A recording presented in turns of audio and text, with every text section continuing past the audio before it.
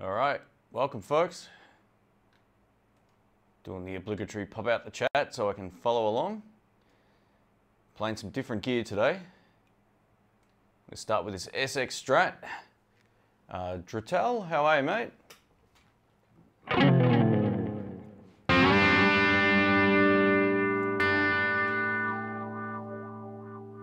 little bit of the wah action going on today.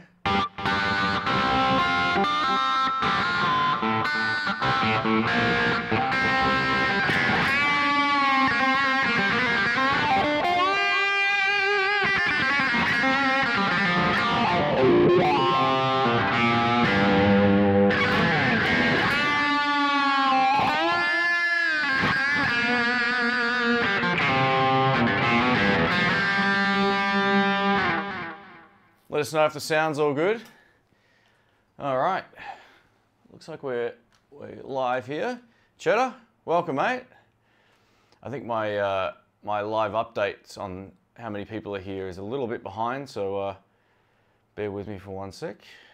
All right, looks like we've got a few folks here already. Awesome. Thanks, mate. I'm playing the Essex Strat, one of the probably the cheapest guitar I got in my collection, arguably. Well, least expensive, I should say. People don't like the term cheap, but it is. It's a cheap guitar. Costs nothing. So yeah, I was in the Strat sort of mood today. I got my wah pedal on the floor, and I thought we'd rock out, have a bit of a play, take some questions, a bit of whatever, drink some Coke Zero because I'm out of Pepsi Max. So we'll see how we go. Landon, welcome, mate. How are you?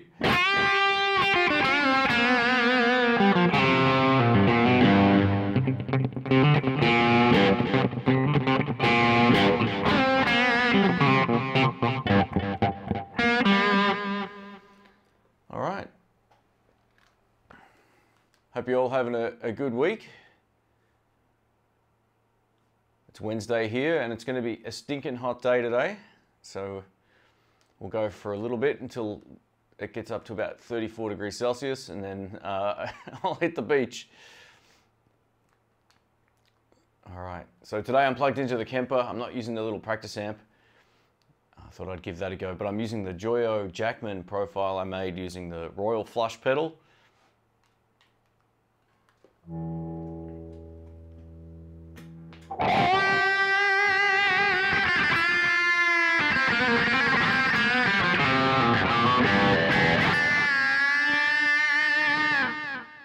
Try and pronounce my name properly. I'm just going to call you Maiden.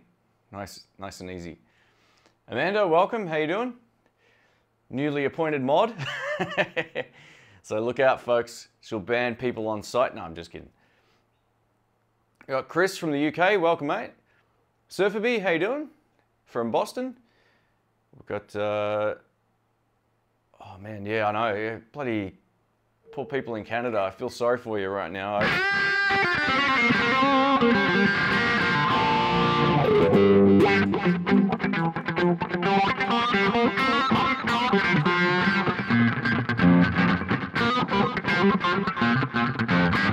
Hey, Michael, how are you, mate? Another Boston person. We got William. Welcome.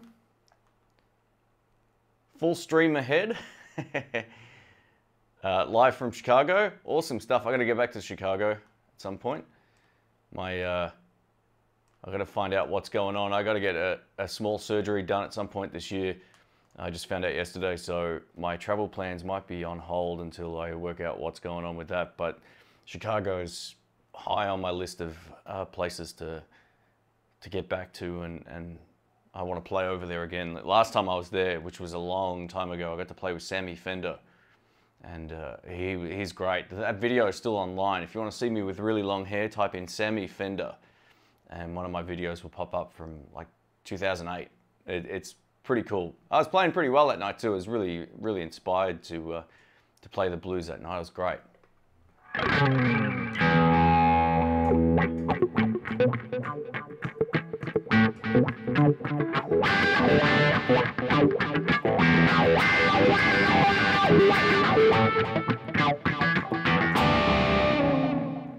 All right, I think I'm missing some comments here. Let me just go back up.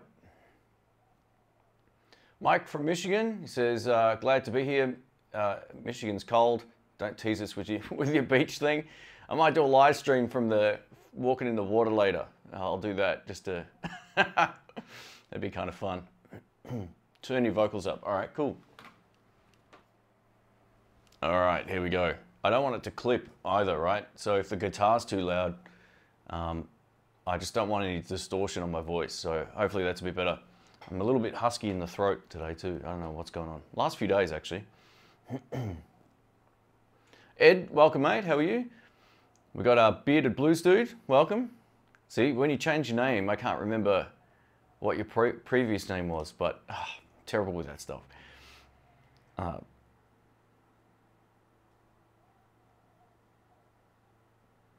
right, we've got Orhan, welcome. We've got Bill, Overview Effects. That's the Essex Strat, right? It is. Yep. I still haven't done anything to this. I do plan, I purchased some pickups a while back. I just want to make sure my voice isn't clipping. It sounds loud in my headphones now.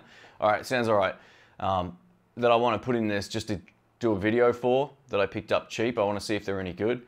And then I don't know what I'll do with this down the track, you know, like it's a great guitar. I think I'll just probably put it back to stock and hold on to it. I've got a gear rig rundown kind of video coming up soon, going over all the stuff I play live and the stuff that I probably will end up moving along, or the stuff I just don't use. So that's coming up. That took all day yesterday, man. It was a long job. So that video will be up maybe next weekend or something like that. On my way to the office. That's from Bearded Blues Dude. Cool. We've got, let me just scroll back down here. What is it, 7 a.m. here? No, it's 11 a.m. here. We've got Daniel, welcome mate. Playing Fallout and watching Shane. Thanks mate. I haven't played Fallout before.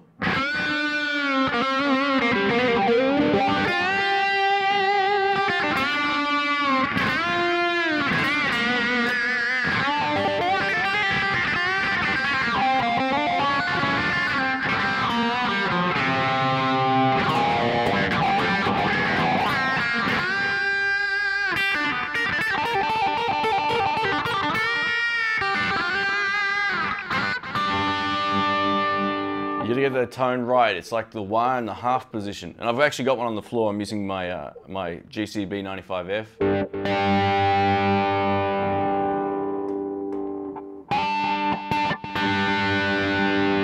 Right about there.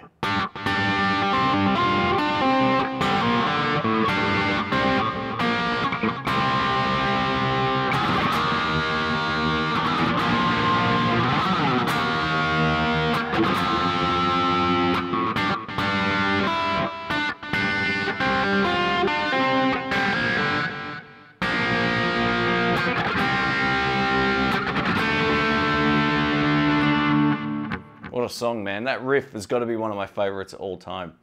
You know, it's a really weird riff to play. I'm still not playing it properly. I'm almost there. I've almost got it. It's a weird hammer-on thing that keeps getting me timing-wise. It's this, yeah, that bit there. So it's a little bit of a tricky riff, but I enjoy it a lot. I'll have it worked out at some point in time coming up. Lincoln says, cleaning the kitchen and enjoying this. Thanks, man. I appreciate that. What am I playing today? Sounds like I see it's a Strat. Yeah, this is the Essex VTG series Strat, the cheapie I purchased last year, and still got it, still stock. The only thing I did was tighten the springs in the back of the neck. Haven't touched the action. Haven't done anything else except I gave the old switcher spray today. That was it. Other than that, it's all stock. I've still got the same strings. After I replaced the strings, I haven't done it again. So yeah, it's a great little guitar. It stays in tune pretty well, and it's got a lot of sustain. There's something really lively about it in the lives. You know, when you play live and you've got your amp up loud, it really has a great sustain about it. I don't know if it's like borderline wanting to feed back or what, but it really sounds good. It's probably got some of the best sustain out of any of my guitars, which is really strange. I'd love to capture that on video at some point as well. So we'll see how we go. We've got Dwayne, welcome mate. Bobby, hey, Bobby Beretta, how are you mate? I always run into Bobby Beretta on like other live streams and like non-guitar related ones. So yeah, welcome, mate.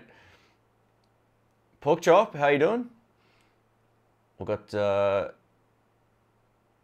what kind of wizardry is that, using your fingers on your pick hand? Oh man, I tell you what, I used to play only without a pick at one point. When I first started getting back into, or when I first started playing electric guitar, I'd played a bit of acoustic. And I actually almost prefer playing without a pick from time. Like, this is the one thing, right? I think it changes the way you solo, especially. It's great for obviously all that rhythm stuff. I play a lot of my originals with my pick under my fingers, right?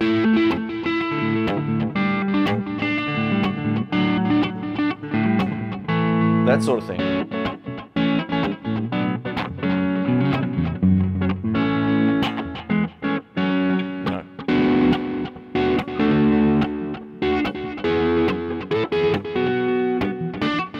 So I'm kind of used to doing that for rhythm parts, but when you solo with your fingers, it really opens up a lot of opportunities that the pick doesn't, right? Like, there's a lot of things you can...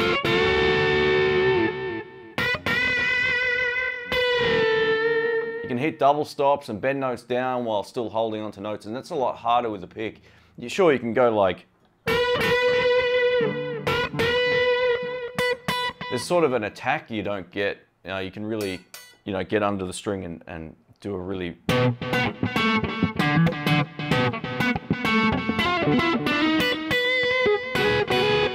Kind of do a few things that you just can't do with a pick. I really like it. And every time I go to playing finger lead guitar, like fingerstyle lead guitar, I tend to play better phrasing because I can't play as quick, right? Like...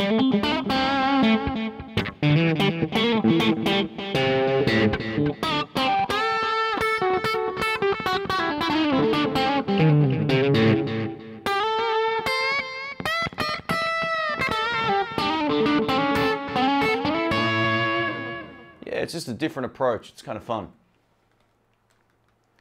Wizardry, that's funny.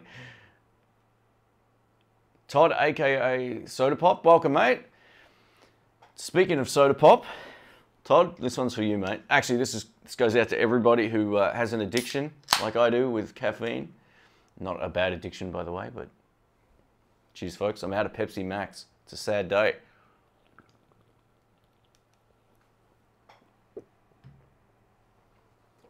The other reason we got Coke Zero, which I actually like as well, was half the price. So it was a no-brainer. See, I'm not a brand snob. I just think I prefer Pepsi Max the most. All right, someone said, where was it? Lincoln says, I really want to pull the trigger on that little artist amplifier. If you've got any questions about it, mate, feel free to ask and I'll keep an eye out for it. That artist amp is it's the best. It really is great. I love it. I took it out last Sunday night and played live and had it on 10. Just dimed it, and it was loud, right? But you know, the trick is to just use your volume control. You get so much out of it. You know, very rarely did I get it up to 10 on my electric guitar. I just didn't need to. It was screaming. It was fantastic tone. So I can highly recommend them. You know, like, they didn't pay me for the video. Obviously, they let me keep the amp, but I've been using it non-stop. I had a few of my friends play through it on Sunday night, and it sounded awesome just listening to it. And even in a room that I would never normally think of taking a 20-watter, it definitely did the business in the room.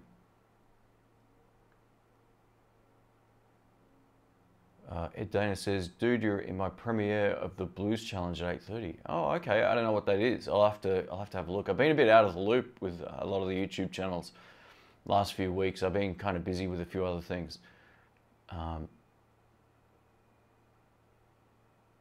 Bobby says, yeah, I learned the Money for Nothing riff and I don't play it correctly either. Yeah, it's a weird sort of, you know, there's a couple of different ways I've seen Knopfler play it. The way that he sort of ended up playing it the most before he like blacklisted the song was that sort of approach where he was like, you know, had this, he was playing it here, right? I've seen other versions where he's playing like an open G. I don't know how he does it, but there's another way you can play it. I've seen it done down here, but I really like that.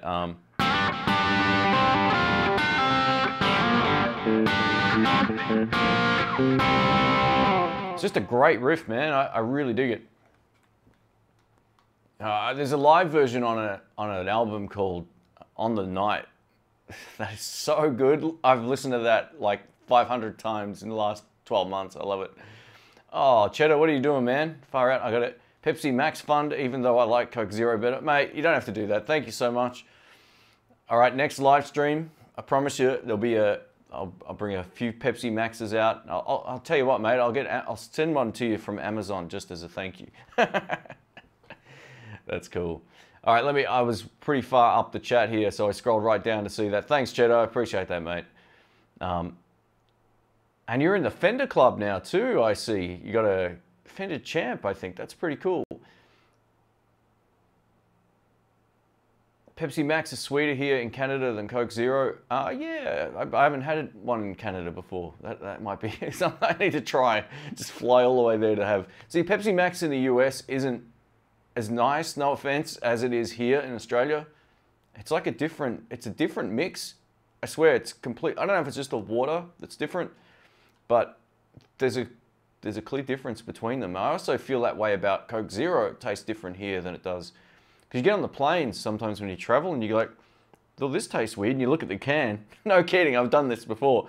And it's like, oh, this is not an Australian can, and you can tell by its taste, it's slightly different. So it's whatever you're used to is probably the one that's the best, right? But you can, if anyone's traveled from the US to Australia, I bet you've noticed the difference if you're a caffeine connoisseur.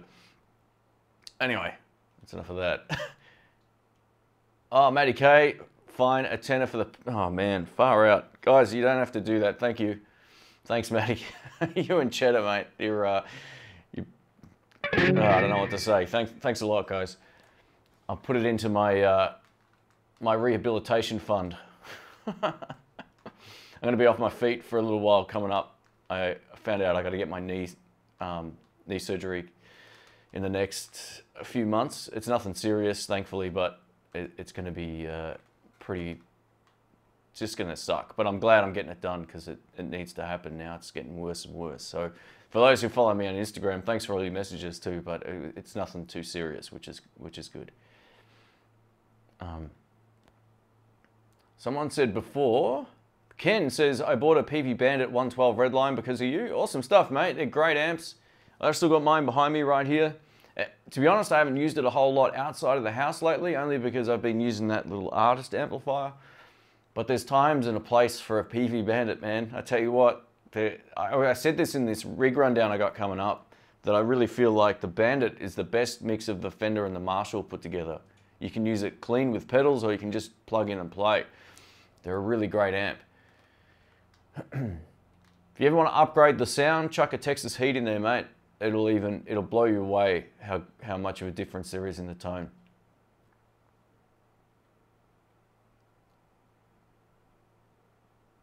Brack says 30-plus-year-old PVUSA made Strat copy, got it for nothing, refret or reneck or just let it go.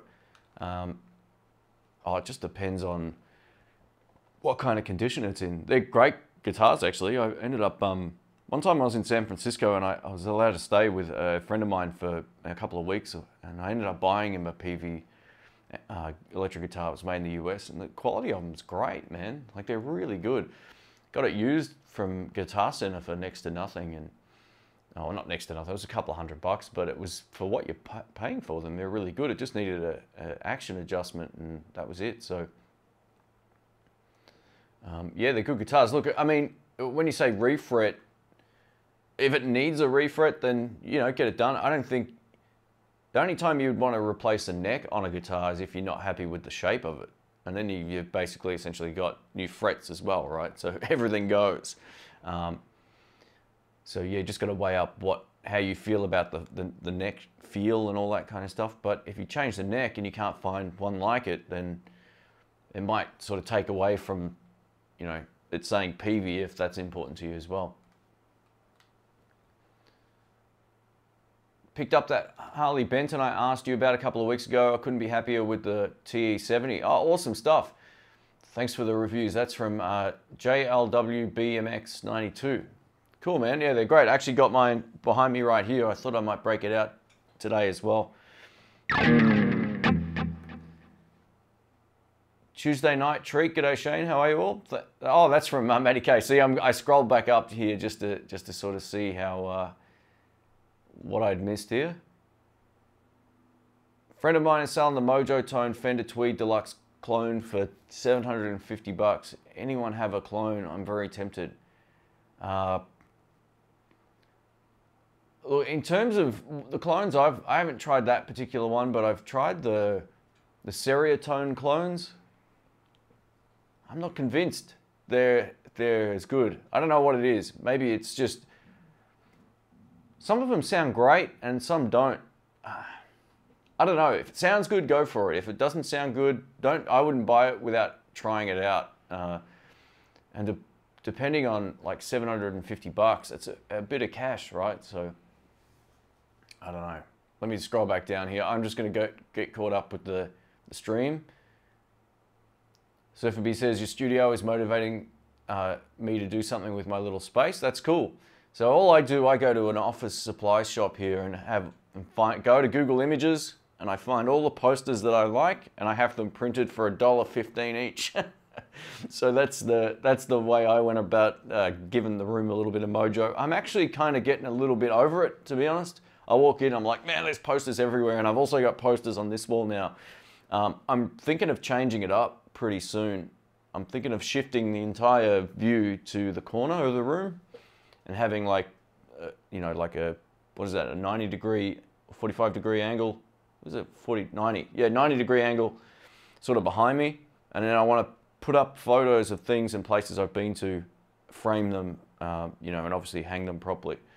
And maybe mix it up a little bit that way. So I really like the wall, but yeah, you get people over and they're like, what the hell is this, you know?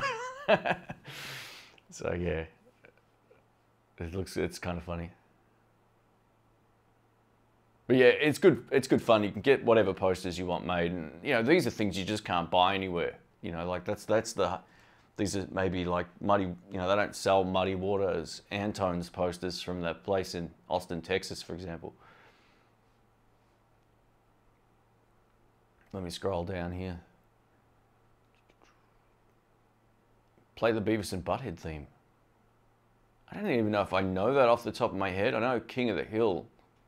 I can hum that, but I probably can't play it.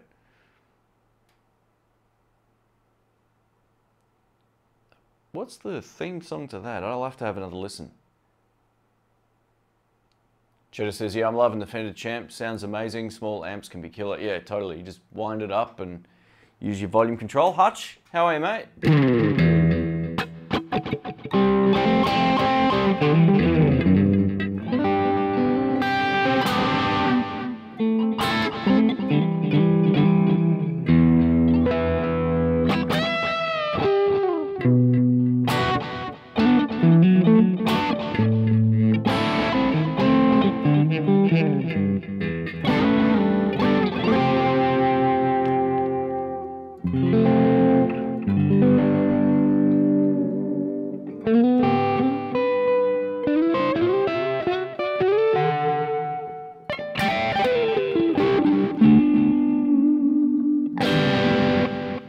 So one thing about this guitar, you know, I lock the trem down.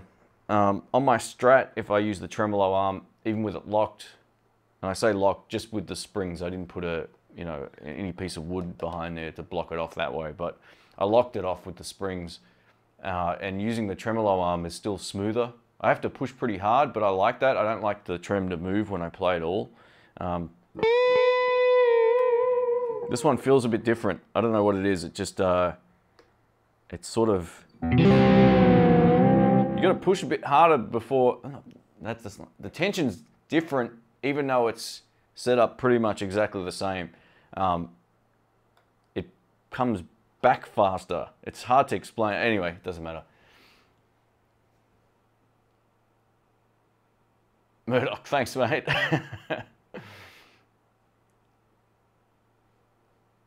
still have a 1994 PV Bandit 112 and I run a Zoom G3X into it. Oh, cool.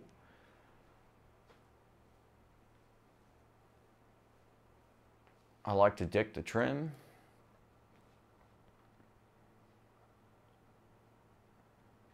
I'm in a Jimmie mood. Cool. So yeah, this guitar, I'm pretty happy with it overall.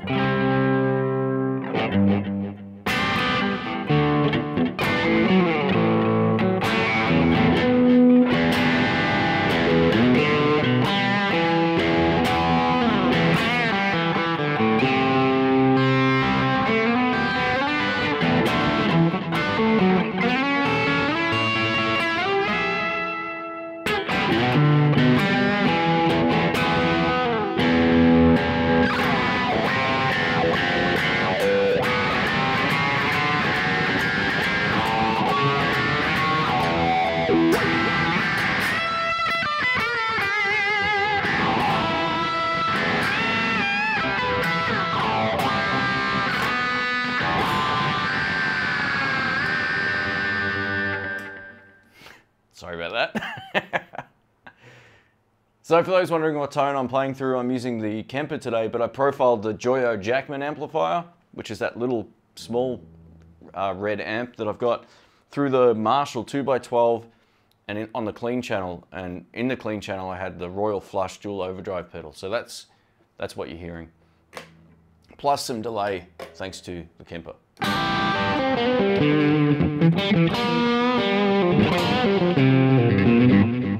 Joey says, I'm a new fan. I watched you and the other guys. Cool. Thanks, man. Thanks for the support.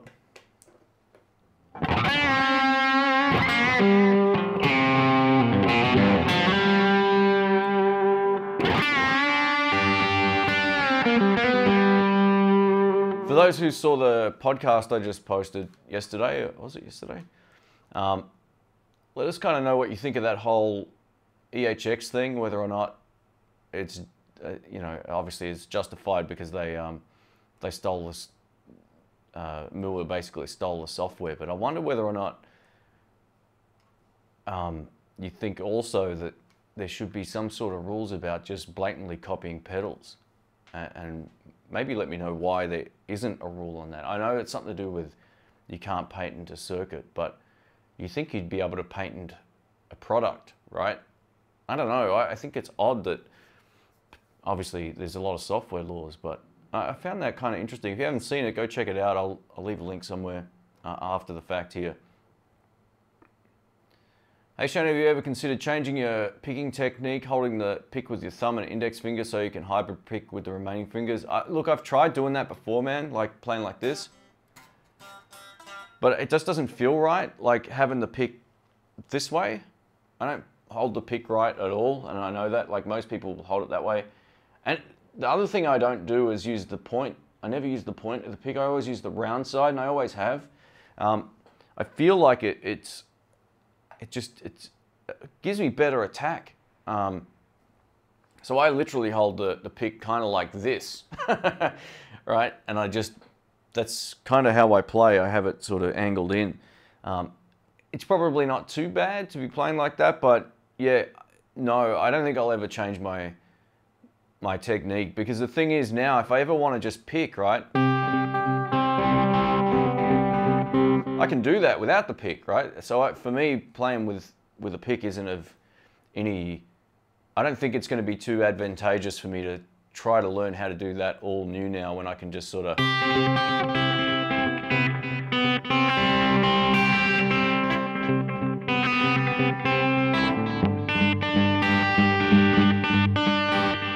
Yeah, I can kind of hide it in there and just finger pick that way. So, I don't know.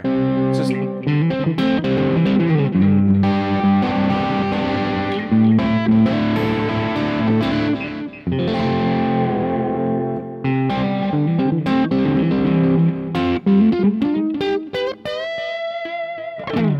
It's a horrible little lick there.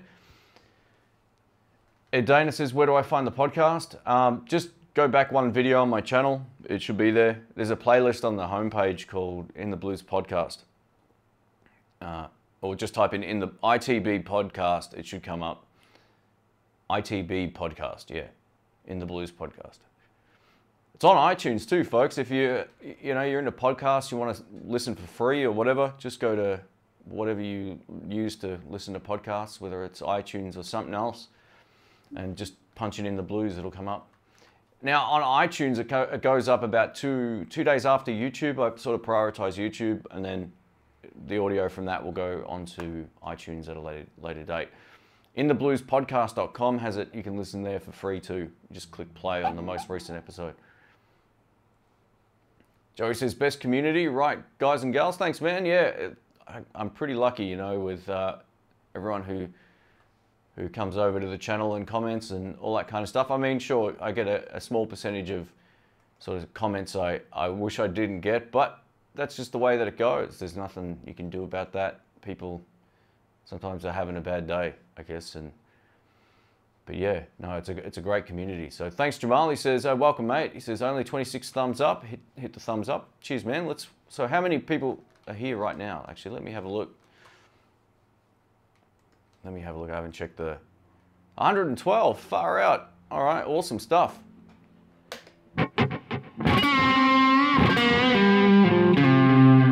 Play some funk. I'll give you a couple of little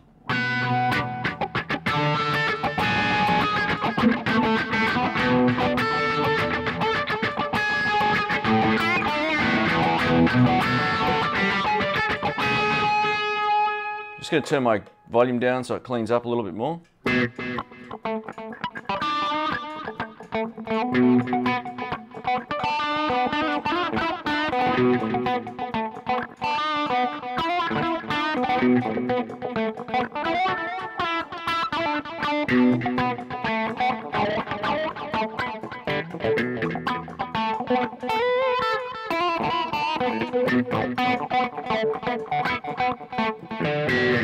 I love noodling around with that stuff. You know, you get a groove, you get the wah sort of just, you know, in time pretty much with how you would tap your foot, and you can get some really funky stuff, you know.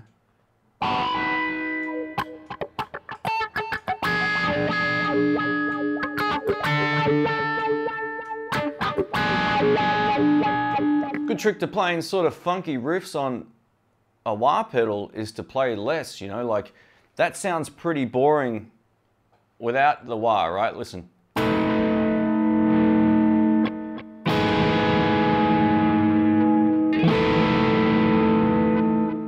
add the wah.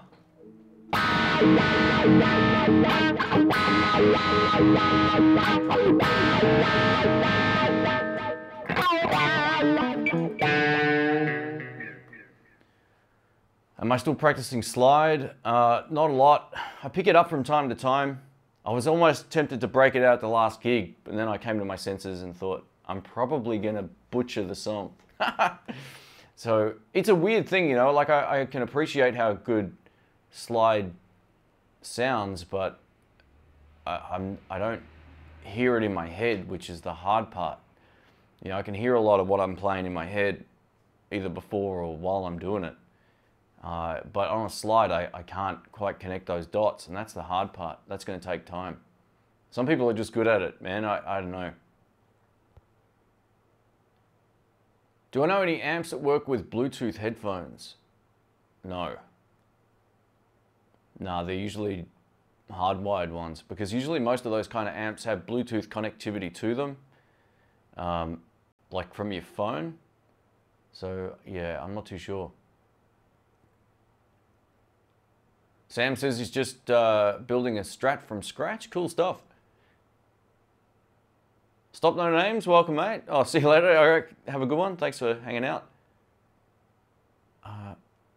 Lincoln says, hey Shane, on the artist amp, can you get the blackface tones from it? No. It's not that sort of amp. And if you want that, you got to get a Fender or a Mustang, or, you know, any of those sort of amps that will do that sound. It's more of a pushed mid sound, right? So you're getting a fatter, more meaty sort of sound. It's hard, you know, there's a clear difference between a Fender blackface amp, which are great, I love them, and a tweed amp. Tweed amp's just, not because it's just covered in tweed, but the voicing of that amp too, it's really mids and sort of You might be able to kind of approximate it maybe if you fiddle around with it to some extent, but it's not really, you know, you don't plug in and go, oh wow, that's a deluxe reverb. It's nothing like that at all. Still using the chicken pick? Absolutely. I've still got the original one. I love these things. You know, I forgot to bring picks a couple of weeks back to the jam, and I grabbed one off somebody else. It was a conventional pick, and it was horrible. I hated it. And then a mate of mine turned up, and he gave me one of these because he uses them as well. And I was like, ah, oh, so much better. I'm so used to them now. It's, if I lose them, I'm going to be in trouble. So, anyone else used a Hellbabe wah? I don't think I've used one of those before. 130 in Germany. Welcome, B.A. Mozzie. Bam Mozzie. You have to let me know which way to say that. It's confusing.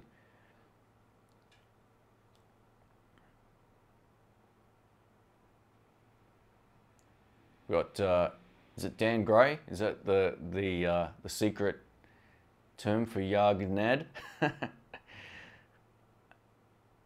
How much does the artist amp cost? I went over this. It's half the price in Australia of a Blues Junior and a Classic 30.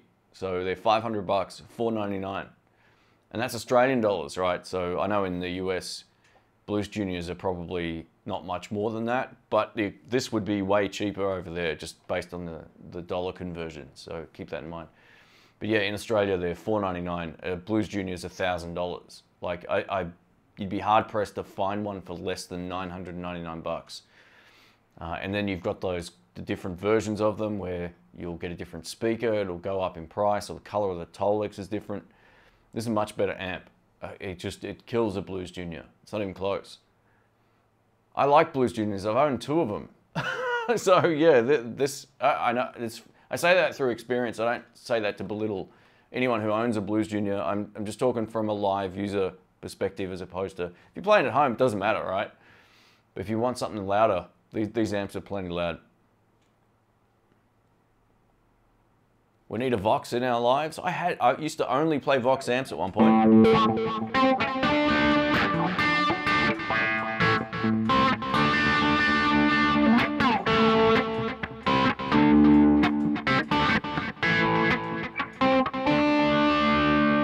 me know if you're getting sick of the wah too.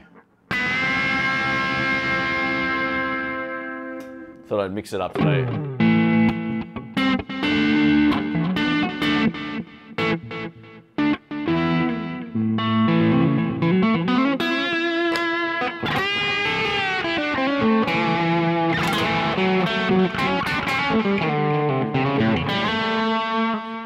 Should also point out, I've actually put a concept video together about playing, and this is something that I've been thinking about a little bit over the last couple of, probably a few months now, and I finally did it. I know I get a lot of people asking me for lessons, and I'm not really a good lesson giver in terms of, you know, what fret is the finger on this part of the scale or whatever. Like, I don't like talking about, or I can't really say that sort of stuff properly or without making a lot of mistakes. So it's more of a concept video. It's kind of like how to improve your, you know, rhythmic chops mixed with lead chops, I guess, and how to combine them.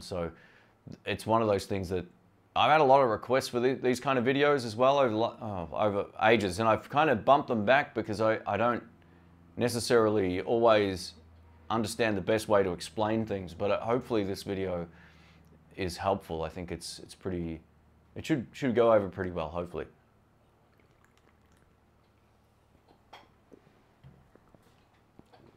I can make you a mod, Cheddar. No problems at all, mate. I trust you more than enough to do that. Unless you're planning on kicking Landon out or something. There you go, mate, all done. I appreciate that. If someone's causing grief, go for it. I haven't seen anything pop up, but yeah, I'll trust you.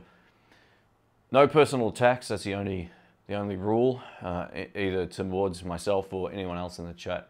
And any bad language will generally get automatically blocked. That's not something that, yeah, I've set up filters on my channel for that stuff. Hey, Matty K. Oh, mate. All right, here we go. Far out, mate, thanks. Hey Shane, who's your favorite artist or band of all time and why? Optional bonus question, who's your biggest influence outside of Albert King?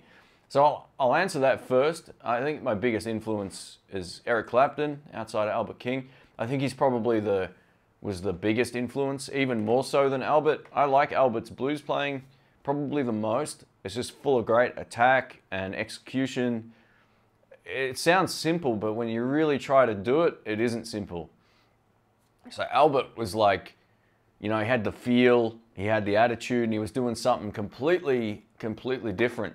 What I loved about Eric Clapton, he was kind of like a refined Freddie King in terms of his lead playing, mixed with a lot of other influences, obviously that J.J. Cale stuff. But From the Cradle was my favorite blues album of all time. Probably still is, if just off the top of my head. You know, Buddy Guy was a huge influence as well in some regards, but yeah, I always liked, I didn't want to sound like Buddy Guy. I wanted to sound more like Eric Clapton when I played, and not so much like all of the, you know, that sort of stuff, right? I wanted to play like that. Understand his attack, like.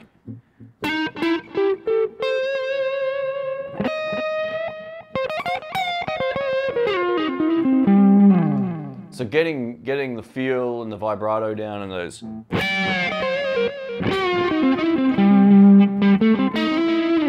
know, there's a lot of my licks I got from. A lot of those passing notes were from listening to Clapton as well. Even a lot of the major stuff.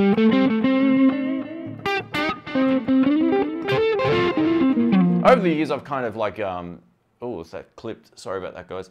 Over the years, I ended up changing the stuff I learnt off him to incorporate the stuff that I play, right? So this is how the music thing grows. You take parts from everybody and you kind of turn it into something else. So Eric would have been the number one sort of influence on electric guitar. And then later, what I ended up getting a little bit, not bored of guitar, but I went through a really flat period for about 6 months. And that's when I found Chris Kane. And he was like, I can't really play like that, but I've stolen a whole lot of his licks, the ones that I can work out. And he was the guy that kind of reinvigorated my love for electric guitar. And I told him that in person. I was like, mate, I don't know, like, I heard a few things about Chris Kane while I was in San Francisco one year, and I was like, oh, I don't know who he is, so I won't even bother looking him up, which is the stupidest mistake I ever made. So when he came out to Melbourne, I went and saw him with a few of my friends, and it was unbelievable. Like, just great tone, great feel, just a non-stop plethora of great, tasty licks. You know, he could outplay, you know, it would be a similar but different thing to seeing a guy like Stevie Ray who could just, you know, burn on electric guitar for an hour and just kill everybody, you know. And I mean, Chris Kane's a very different player to that, but he's the same kind of caliber, you know. He's got all the chops, from the jazz to the fusion stuff to the blues stuff to the Albert King stuff, and he's got the voice of Albert King or B.B. King, right? So he sounds amazing when he sings, and he was easily one of the biggest influences in the last few years. He, yeah, you know, there's a lot of stuff I play now that I pinched off different things of him, and one of the licks you've seen me play to death would be this.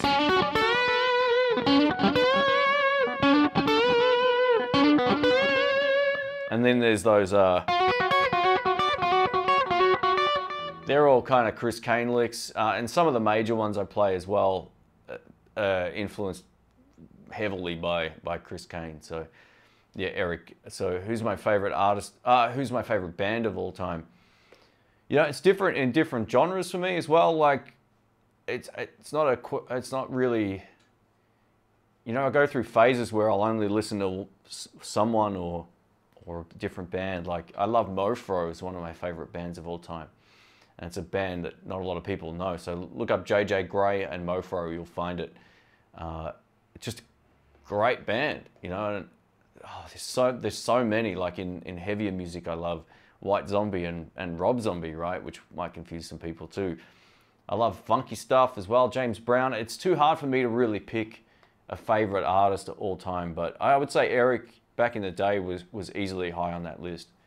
But yeah, I mean, the wall behind me pretty much sums up a lot of the music that I love. You know, like I love Dire Straits and Mark Knopfler. I still listen to him today. JJ Cale's one of my favorite artists ever. You know, and for me to pick between, say, Mark Knopfler and JJ Cale and Dr. John, who are completely different, I can't do that. I have favorites in different genres. So thanks again, mate. Far out. That's crazy. Guitar Noise says, Jamal says, you got me listening to Chris Kane. He's definitely the business. Yeah, man, he's great. Just look up his live stuff. He does he does some stuff with Tommy Castro as well, who's another one of my favorites. Great vocalist, Tommy Castro, great guitar player, great band. You know, and Chris and him together is something special. You'll find that online. I saw SRV in Philly back in '84. Believe it or not, he opened for Moody Blues. Okay, cool. That's awesome. A few of my friends got to see Stevie here in Australia once. I probably wasn't even playing when that happened. That'd be something else. I like John Mayer's cover of Call Me the Breeze. Yeah, it's good. I mean, John Mayer's heavily influenced from JJ Cale as well, or Eric, whichever way you want to look at it, but Eric was influenced as heavily from JJ Cale as he was, you know, in terms of the way that he plays and the songs that he writes, as well as guys like, you know, Freddie King and Muddy Waters. Oh, hang on, we got another super chat. Far out, what's going on here? Hang on, let me go back up. I must have missed it. HK, thank you. Far out. Hi Shane, which two female and two male lead voices do you like listening to? Hey, good question. Well, Aretha is probably one of the only people that ever almost brought me to tears, man. Like, just unbelievable. She would be really high on that list of all-time favorite female vocalists. Yeah, probably the top for me. You know, I can't think of anyone off the top of my head who I prefer to listen to over Aretha. Let me have a think about the other one in just a moment. But in terms of male lead voices, I got a lot, man. And it's the same sort of thing in terms of what we were just talking about before. I love Albert King's voice, right?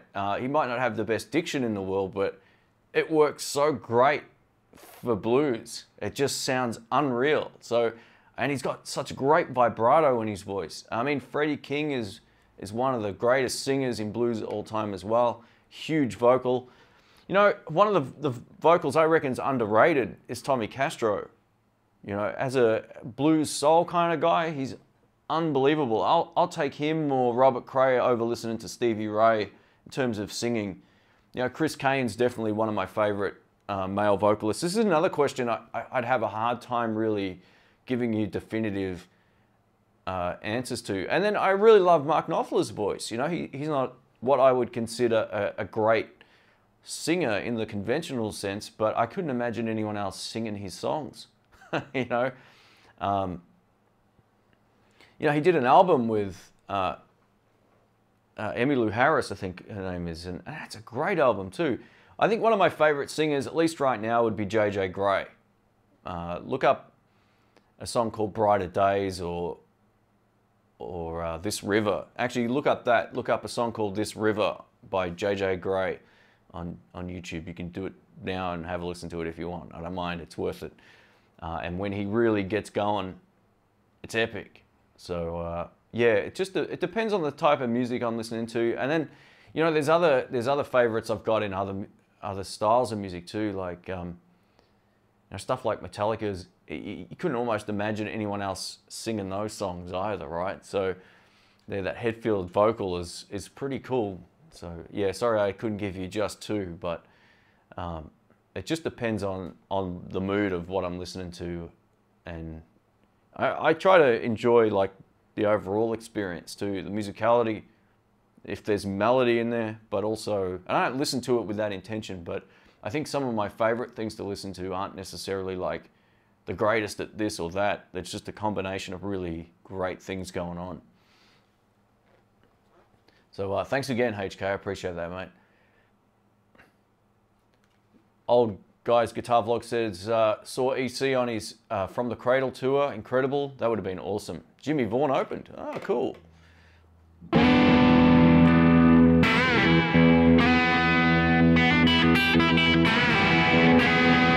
Jimmy's got that real interesting approach to playing guitar, you know. I think he used to play a certain way, and over the years he's developed that capo thing with the... You know, he's got a lot of hammer-ons and pull-offs.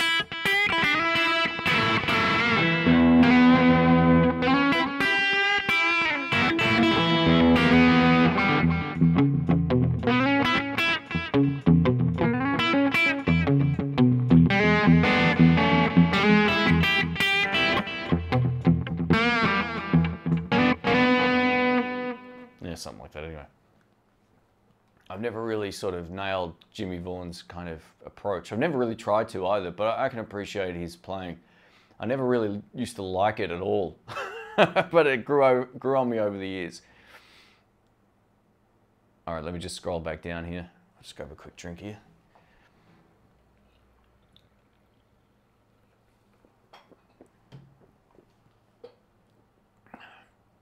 Is the Hellbabe wah pedal the one from Behringer?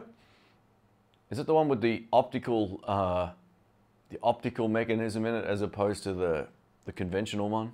Is that what that is, the Hellbabe? I've heard mixed things about it as well.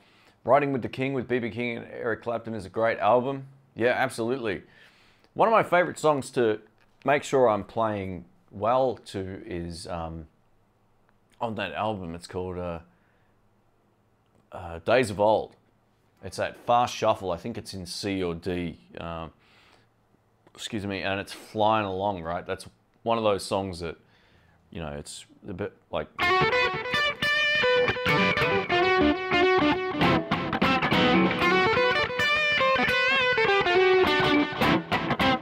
It's really quite a quick shuffle, and that's a great song for me just to put on from time to time and play. And if I can still keep up with it, I'm doing all right. Am I going to be reviewing the newest Blackstar HT1 amps? I don't think so, mate. I don't really have access to Blackstar stuff, and I'm not a huge fan of some of the ones I've heard either. So look, if I get the opportunity to, I might check them out, but they're more aimed at guys that want to play a lot heavier sort of music than what I do on the most part.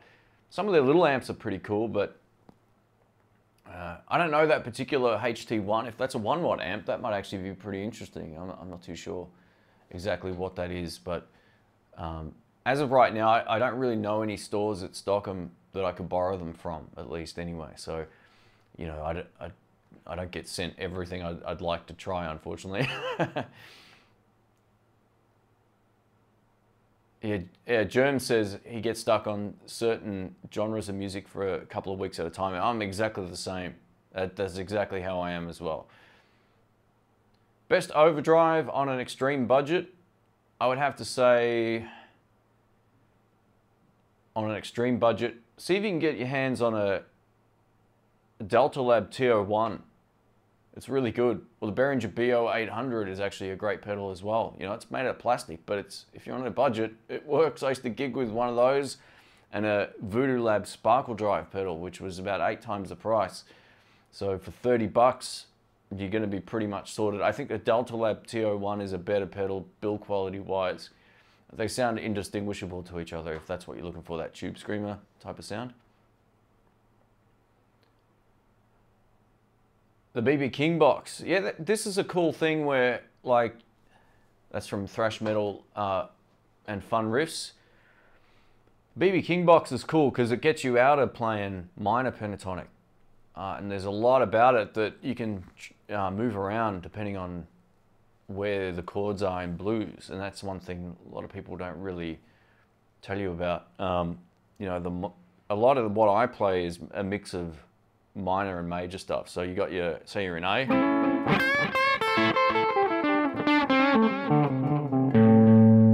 Kind of got that. I don't really play the scales like that. I play the riffs in them, but a lot of the stuff I also play is major.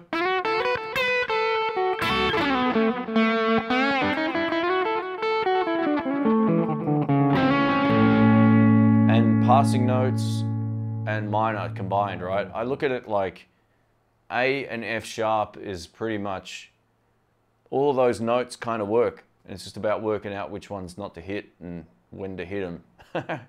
So yeah, that's the sort of approach I play. So a lot of what I do will be around that. And the BB King kind of boxes, you know, you've heard BB King play a lot of that.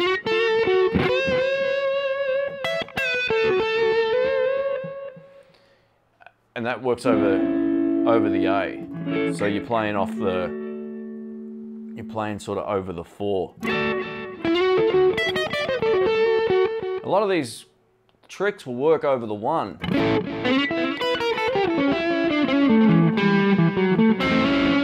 There's a different tonality to it, but you can essentially move a lot of what you learn in the 1 position, not the minor stuff so much, but anything else, like the major and some of those passing notes will work over the BB King box as well.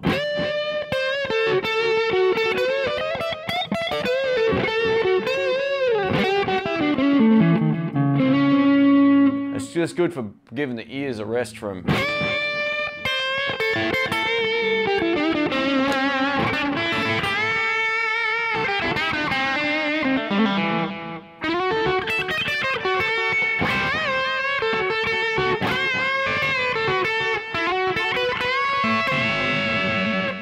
yeah, it's just got a different sort of tonality to it. I just sort of say to people, you know, if you're sick of playing straight minor, you know, and you know a couple of the patterns or the couple of riffs in, you know, straight minor pentatonic, I think people get too carried away with learning the scales. They're handy, but it doesn't really translate to playing licks.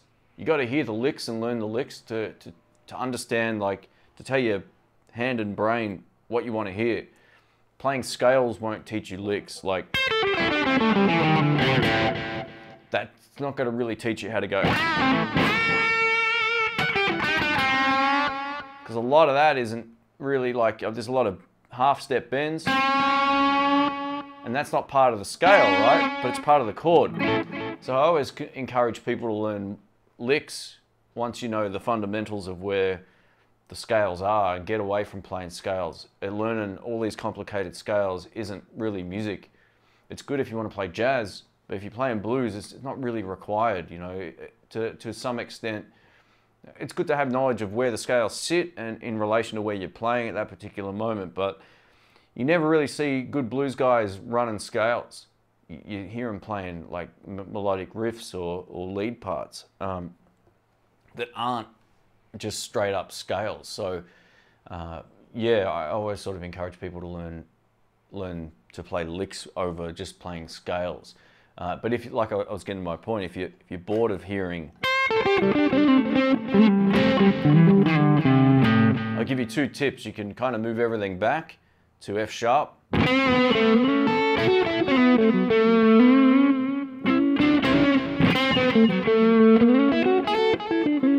That'll give you an ability then to, over certain chord changes, you can go from playing the major sound back to the straight minor, and that will give you at least 2 options. And learn the extended, if you're going to learn one scale, I would say learn the extended pentatonic scale, so which is like a... And then you can move that around everywhere too.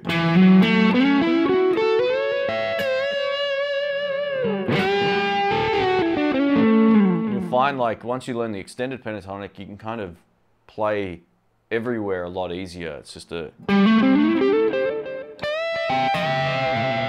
And then you can put a lot of licks in those spots. So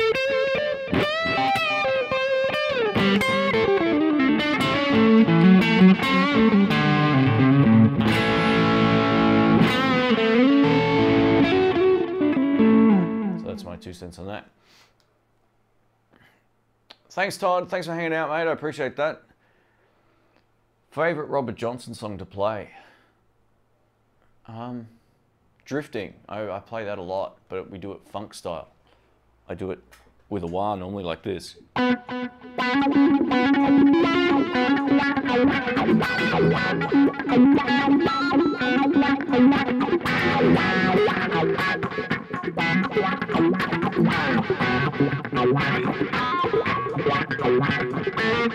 So yeah, I play it completely different. I don't play a lot of fingerstyle acoustic sort of blues stuff, but you know, I probably couldn't play it his way either. Play is another great guitarist album by Brad Paisley. I love that album. You're absolutely right. It's a monster album. Yeah, go check that out if you want to quit playing guitar. Listen to some Brad Paisley. Dude can play, man. Bending is not so easy to do. You just got to pace yourself with the bends. You know, like one of the things a lot of people make the mistake of is not finding the note they're playing, they're trying to bend to. I see this, guys who have been playing 20 years who can't bend properly. It's like, you got to spend time working it out. Even put a tuner on and see if you're getting close to the note you're trying to bend. There isn't a time where you bend a note going nowhere. There's usually an intention to it. Whether it's half step,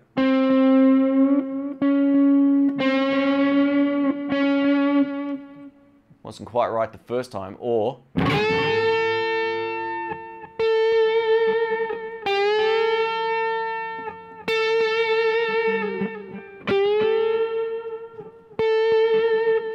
was pretty accurate. So it's just about finding like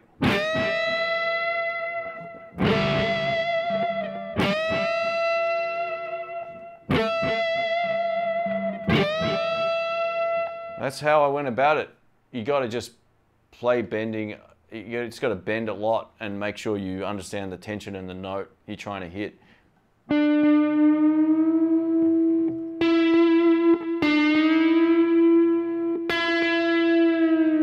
I think also what helps your bending control is to do that. Bend down from a note.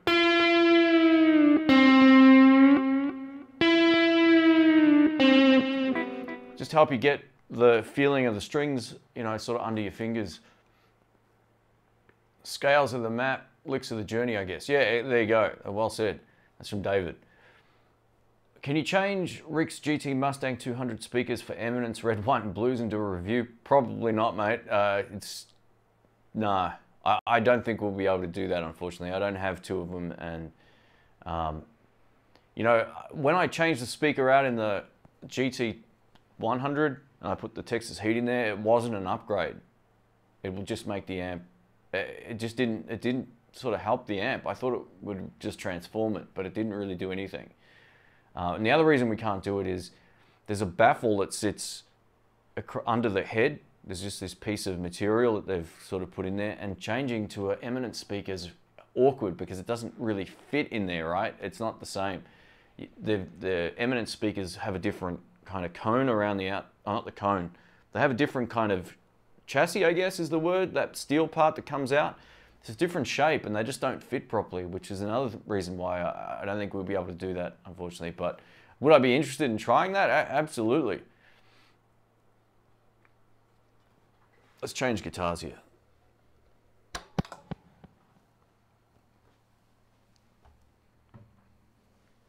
How about this? We'll keep it on the inexpensive front. Oh. All right. So we got the Harley Benton T52 Heavy Relic. That's what it ended up like, for those who missed the follow-up video. And yeah, it's a great guitar.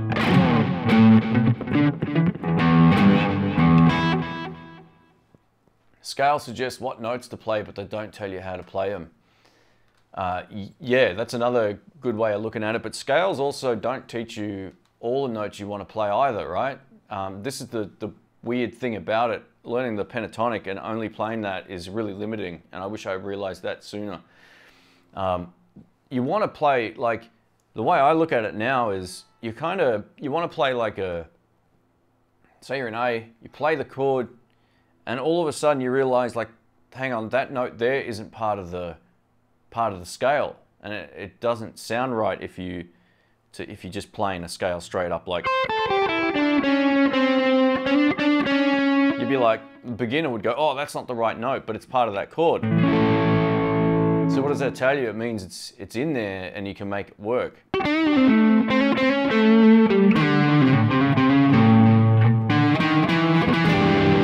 There's just so many other options. I almost say try not to avoid any of the notes in this area. Like they all work.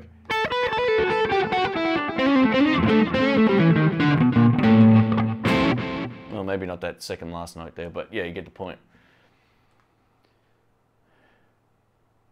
Showman says, the Essex guitar, there's a lefty like that on Reverb from Oz. Cool. They're easy to find. There's every cash converter seems to have them. There's one for 85 bucks at the moment in one of the shops locally here. Let me just scroll back up. Sorry guys, I might have missed some stuff. Do you have to go to the crossroads to play blues guitar? I think the trick is just to practice. You know, productive practice versus noodling. You gotta put time in the right way. Practice with intention. Don't, you know, I guess a lot of people just think going like is really practice, but it isn't. You gotta really focus on doing something when you practice. Whether it's learning the bend or play vibrato better.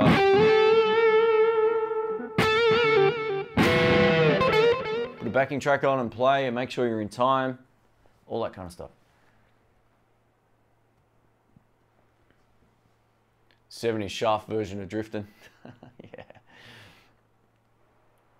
Do I use a tap delay live or just set it to one speed the whole show? I usually just set it to one speed. I had a couple of pedals that had tap delay and I just found it distracting, and they're usually a larger pedal. So all the ones I'm using, I got a video coming up about all the delay pedals I use at different times. And yeah, they're all now, none of them have tap delay.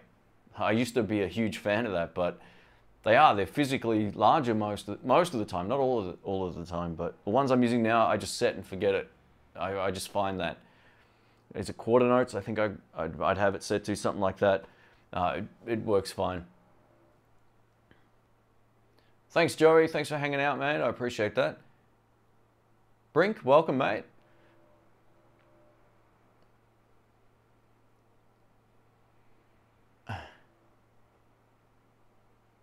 To bend properly, you have to listen. Yeah, absolutely. And you got to know where you're bending to, right? I see guys at the jam, at the jam nights, they've been playing as long as I have, and they're bending like, I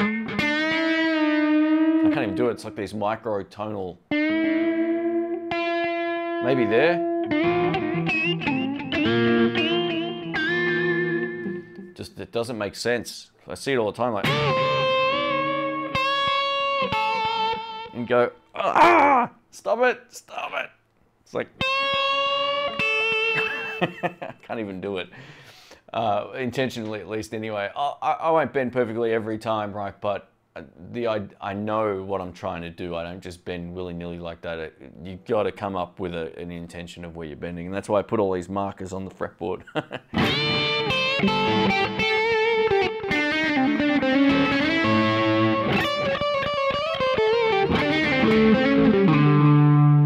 Can I recommend a Plexi style pedal? Actually, I've got one right here. I've got the same one that Tone King had sitting here. I think this is a Plexi style pedal.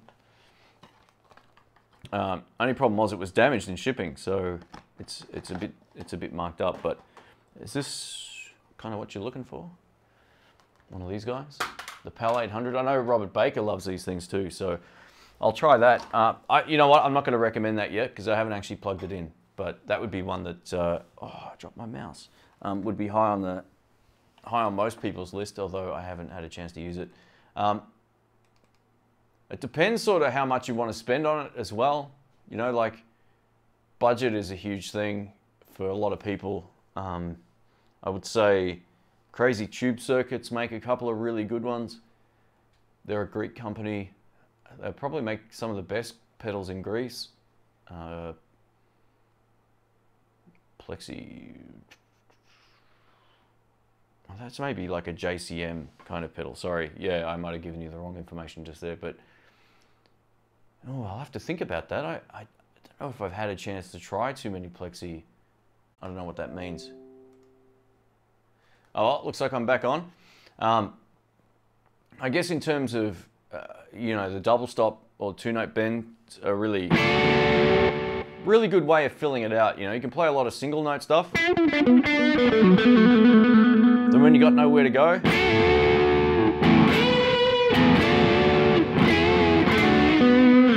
you can do a lot with more than one note. That's one thing. Oh, Jamal, far out. Let me just see what's going on here.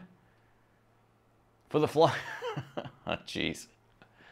Thanks, mate. You don't have to do that, mate. If there's anything I can do for you, let me know. Jamal's pedal board is looking pretty rocking right now. He's got 2 fuzz faces. He's got a couple of overdrives. Delay. What else was on there? He's got this big vibrato pedal, I think it was as well, sitting off to the side of it. But thanks, man. I appreciate that. Yeah, geez. Guys are way too generous. I'm sitting here having a good time. So either way, you know, you don't have to do that. You're the only semi-time away from making a passing note into a great note. Oh, you're only semitone away. Yeah, okay, gotcha. Yeah, you're right. You're right. A lot of those notes I would have avoided a while back work really well over a lot of different styles of music, especially when you're playing that country stuff. There's like a lot of passing notes. You can play lots of them. Play them all. They all work. And that's why thinking straight up scales isn't always good. So thanks again, Jamal. Far out, mate. I do appreciate it. Claudio says, what neck radius would you recommend for jumbo frets on a Strat? Man, it's one of those things, like, it's not really about what I would recommend you buy. It's more about like what do you like the feel of? What do you prefer to play? You know, I think that's how you kind of got to look at it. Jumbo frets will probably work fine on almost any neck profile or any neck radius. I'm pretty sure they'll be fine. You know, yeah. So try the 6105 frets as well. I know you're asking me more about the radius of the neck, but it shouldn't really matter, at least to my knowledge anyway. I mean, I'm not a luthier either, so maybe just double check, but I'm pretty sure it makes no difference.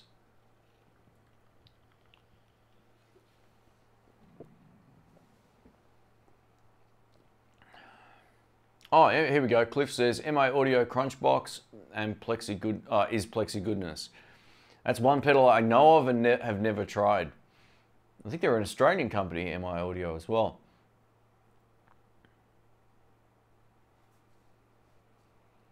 So, oh geez, the chat's just scrolled down here. Let me go back up. Never have too much fuzz.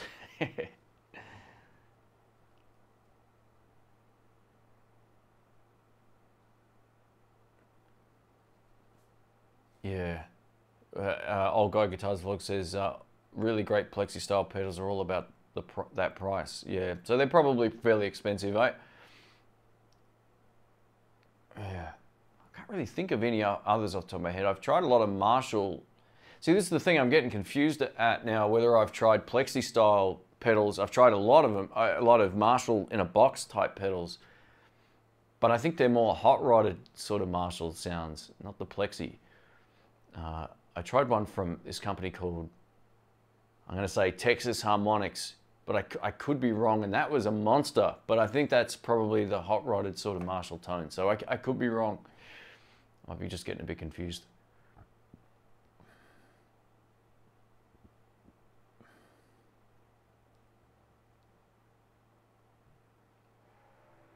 Terry says, I wouldn't say jumbos on a 7¼ inch radius. That would be insane. I mean, I think the PRS has that, right? The Silver Sky. I think they're large frets on that exact radius. But yeah, look, I don't know, man.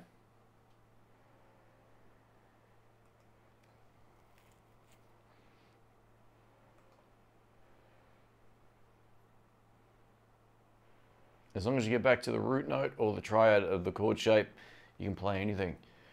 You might be right about that. It's just, I don't know, I've found like the more I've been messing around with that sort of finger picking stuff, you know? It's like so many notes that just doesn't, like if you're looking at it from a minor pentatonic example, there's so many notes in that that just don't sound or don't work in the scale. You'd think, oh, I can't play that note, can't play that note. And that's one of the things I think most people make the mistake of, is like trying to avoid everything that they think is going to be wrong. My suggestion is to learn to try to make everything work. You know, even if you just know minor pentatonic, you can start adding those extra notes in, like.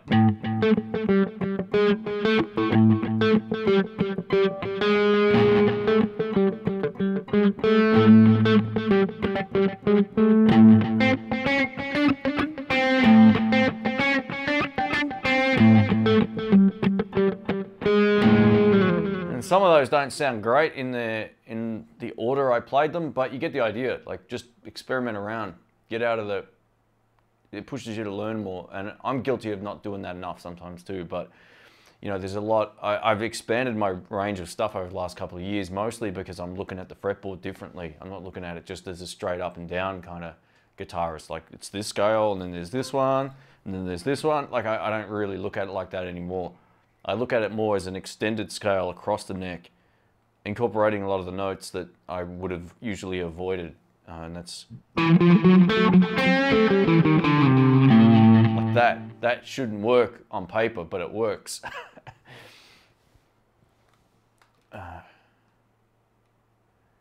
So yeah, man, you know what? I can't wait till the day I find a left-handed flying V in Australia. I don't think I'll buy one if I travel somewhere, because, you know, carrying them, you know, they're such a big guitar in terms of the way that they sort of angle out at the bottom. And then you've got to get a hard case for it, and then that's huge. So there's no possibility of me buying one while I'm away unless I can somehow ship it home. So I'm going to wait and see if I can find one locally here and just pay the Australian tax. So if that ever comes to pass, mate, I might do maybe we'll do a live stream from wherever that happens. We'll see.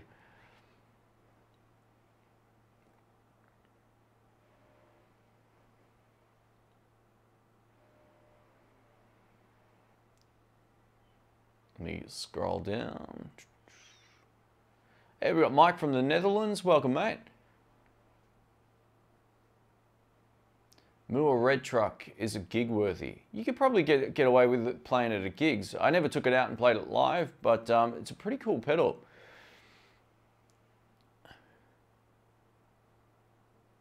You know, I've tried so many of those multi-effects units. I can remember it visually, but I can't remember exactly what I liked and disliked about it anymore.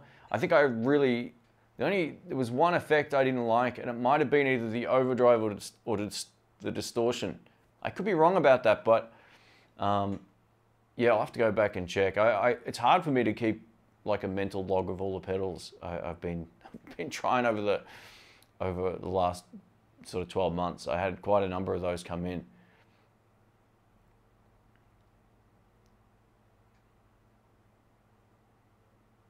Wampler makes some great amp in a box pedals. So do Tech 21. Check out those guys as well. They kind of go under the radar a bit.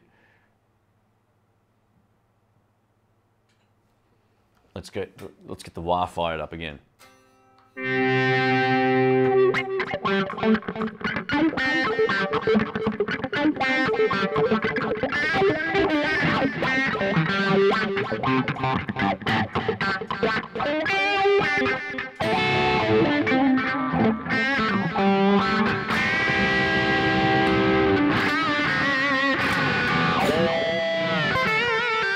It's great sounding neck pickup, man.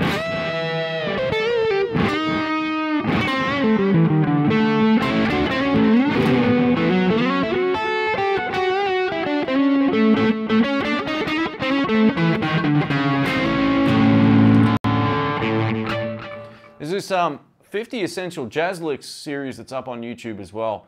I learned a few of those, and those are really great at getting me out of thinking about scales. And one of the licks I got was this. It's one of the first ones in the series. It's it's somewhere in the top 3 first licks that they show you. And it's, I can't remember the guy's name whose lick this is, but it goes like.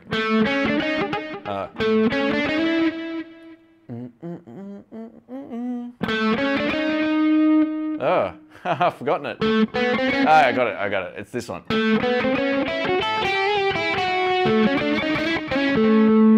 That's a really great lick for sort of working out all these extra notes that will work over blues too. It's just a really cool, yeah.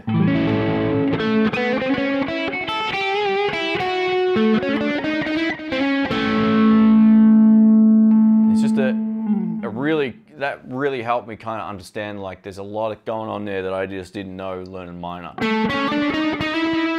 And that part of that riff has become something I play a lot. So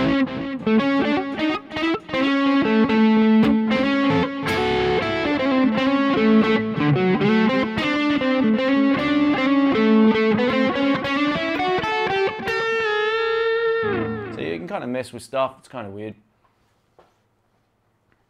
Is it an auto one? No, I got a GCB 95 on the floor.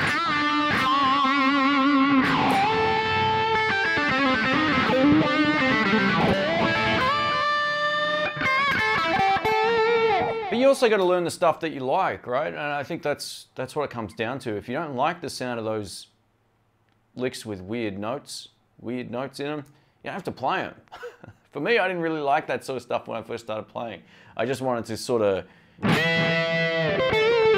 you know, play stuff like. I think I'm out of tune. I can feel it's getting warm now. I can feel it through the wall. All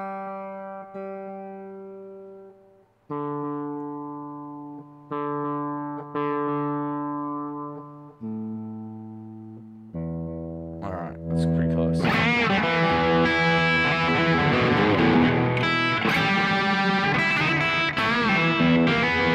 Thumbs up for the Big Trouble in Little China and Friday the 13th posters. You can see them from there. Oh, you can. Far out. I'm surprised you can see that Friday the 13th one from there. It looks blurry to me on this reference monitor I got over here. There's actually quite a few other, if you follow my tech channel, you see that wall instead of this one.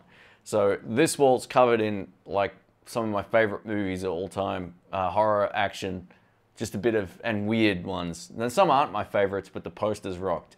Night of the Creeps is one of my favorite movies of all time. That's right here. Yeah, Big Trouble in Little China would be in my top 5.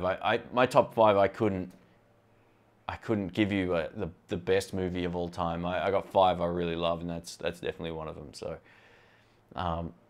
yeah, Fright Night as well, which there's one of them up here somewhere, about there. It's out of shot. I got another Fright Night poster on that wall as well, which looks like fan art, but it's great. And yeah. Where did I get that? Oh, where'd you get that?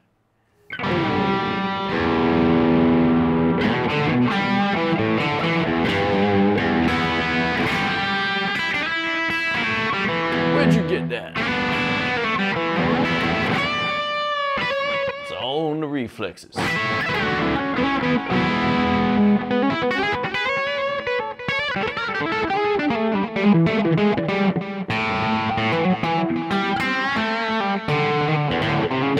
Do I know any exotic scales? I know the Z harmonic scale. That's a special one.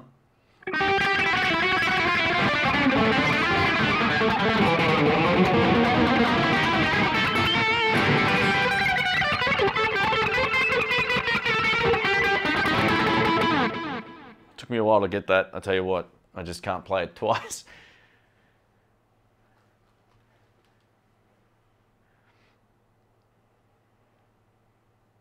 How did you darken up the fretboard on your Harley Benton? So I reliced this myself. It's the most controversial video of last year. I really wanted to try this at some point, right? And like, it had a few marks on it. I didn't care about that, but you know, the guys at Thomann sent this out, and they were like, you know, in the review, I said, you know, there's some marks on it and stuff, but it's no big deal. They're like, oh, we'll get you another one. I said, don't worry about it. It's no big deal. They're like, no, we've got a couple more guitars we want to send out. We'll ship you another one. I'm like, you don't have to do that. It's fine. I said, well, I don't need 2 of these. Like, maybe I'll do a relic job on it. And they're like, hey, that sounds like a cool idea.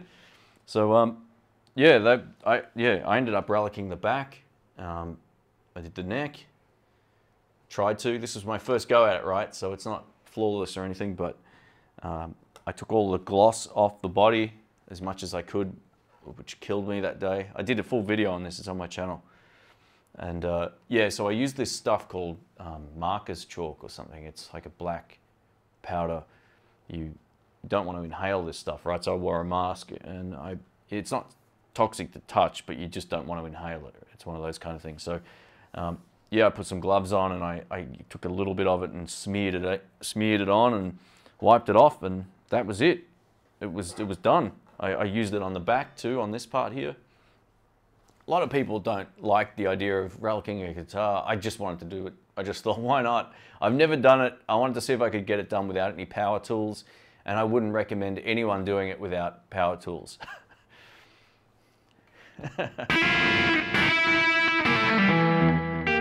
Matty K, it's the Jack Burton and the Pork Chop Express. Yeah, man, I know that whole thing. Talking to anyone who's listening out there. I used to, when I was a kid, like, I must have been 10, I used to get like a portable tape recorder and record that and listen back to that monologue spiel thing that he does in the truck. I used to love it. And that rocker music.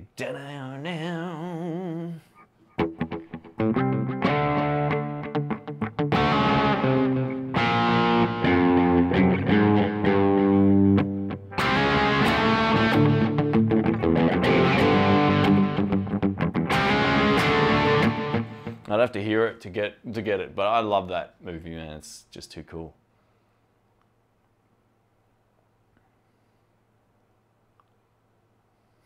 My German Shepherds relic all my guitars naturally. That's hilarious. Oh, that's too funny. That's too funny. All right, guys, we might wrap this up pretty soon. I just thought I'll jump on again and do a bit of a live stream. If anyone has any last minute questions or whatever, feel free to let us know. Thanks for all the super chats too, guys. Far out. You don't have to do that, but I do appreciate it. Carlos says, great channel. Regards from Arica City. I think that's how you pronounce it, hopefully, from Chile. Well, thanks, man. Welcome. Thanks for the kind words. If you've got any questions, let us know. Thanks, Todd. I appreciate that. Thanks for hanging out. I can't believe the German Shepherds relic the guitars. What do they bite into it or something? Or just knock them over?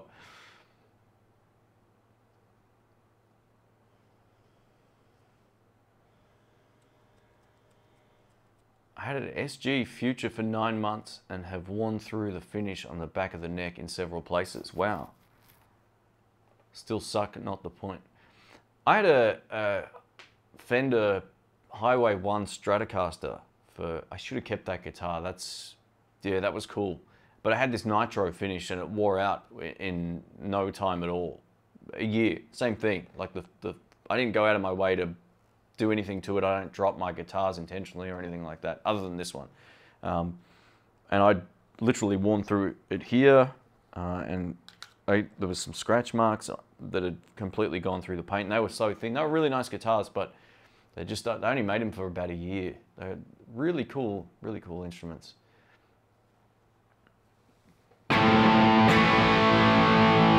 Thanks, Matty K.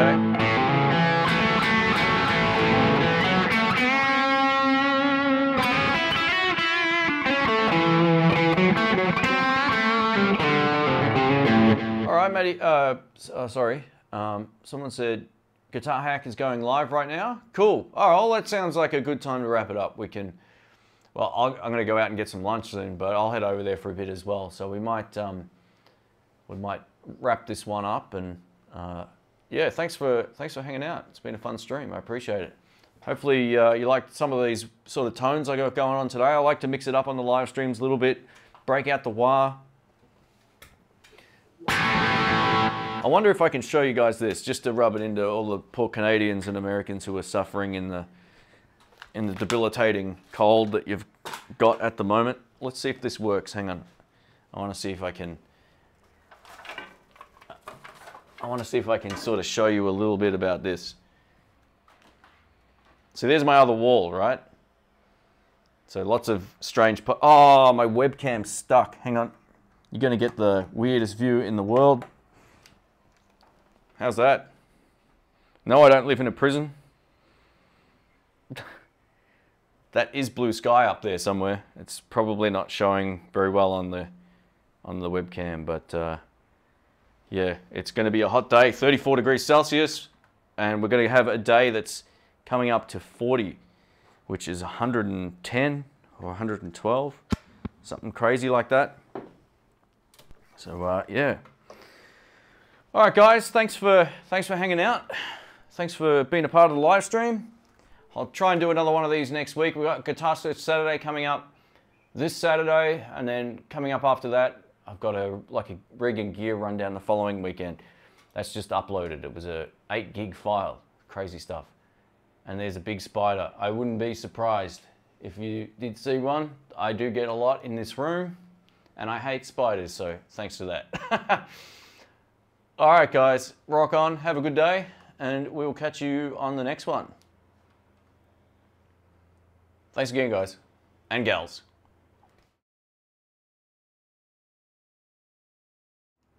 All right, I didn't click off yet. 6 in line, you madman, thank you.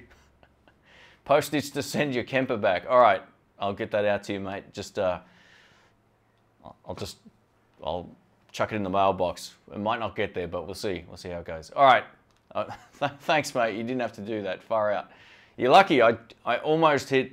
I hit the black screen. I was about to hit exit, and I saw that pop up. So far out. Thanks, guys. I do appreciate it. I'll catch you on the next one. See ya.